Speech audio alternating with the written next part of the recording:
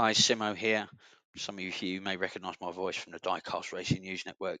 It is coming back. Don't panic. We just took a little bit of a break for various reasons, but I'm here today to talk to you about JumpX, which is part of the Gauntlet series. It's the name of the channel.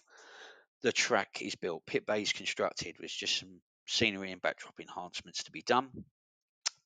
But JumpX is basically cars launching off a ramp into a pit with a couple of obstacles. They earn points for distance, but they can also earn an array of bonus points. There are also minus points involved. We'll talk about that more later. There's been various ideas on how to host JumpX, whether that was by mailing tournaments or a full championship racing calendar, and there's been a few provisional promos put out. But after much thought and deliberation, it's been decided to create a universe with backstories and rivalries and championship matches. Think wrestling, potentially boxing, but without the predetermined results. Yes, the storylines will be scripted, the characters will be scripted and made up, but the racing and the car jumping is going to be authentic. They will be real results.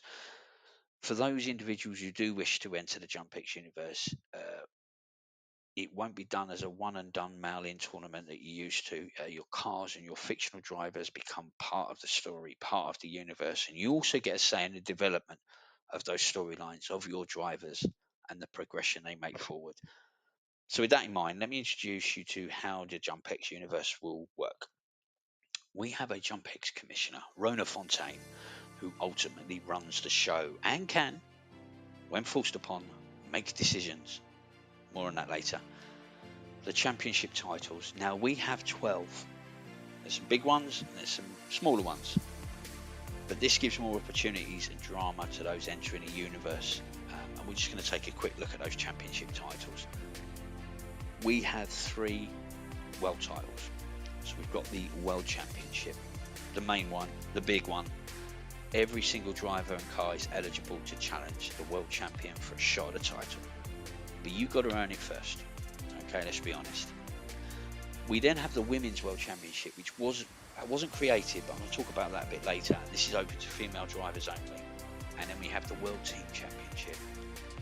Pair up with another driver, give yourself a tag team name, compete against other teams.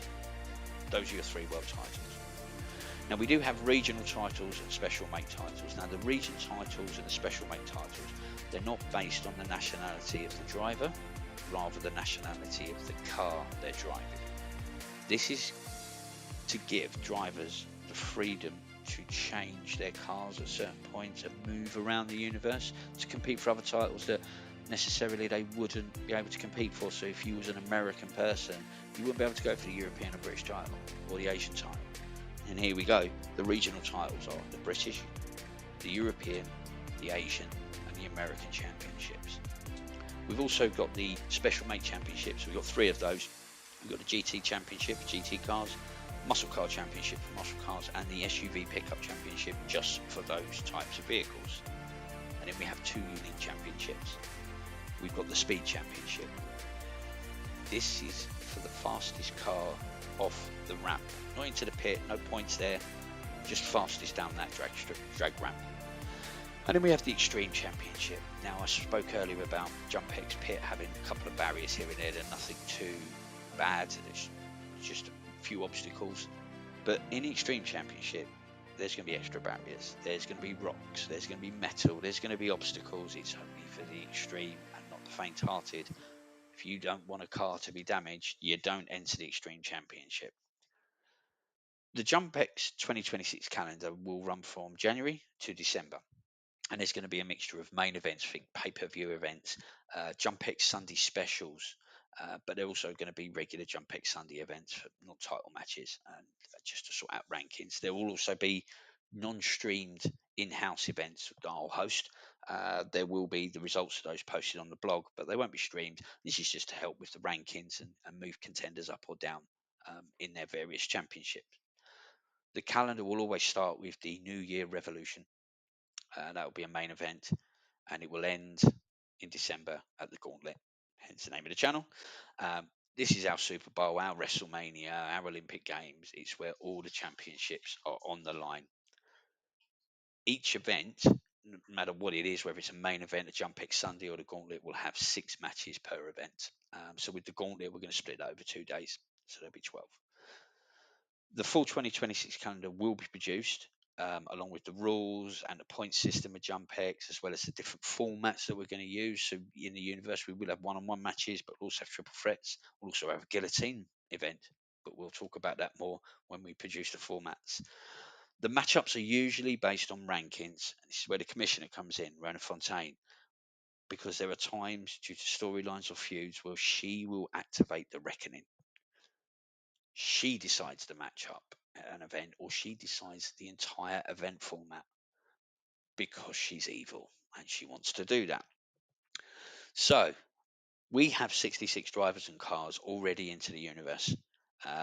They're waiting to introduce themselves to you, but there are other various characters within the universe. You've met the commissioner, but we've got our in-house medic, Dr. Cassian Stryker, for any injuries that occur within Pit Bay, and the JumpX Championship.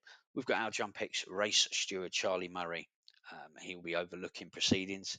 And then we've got our race announcers, Magnus Watson and Olivia Sanders. The presenting and commentating team is going to be myself, and hopefully I'm going to be joined by Rhea and Apex in the commentating booth. JumpX Sunday is finalised. I mentioned earlier about the Women's World Championship.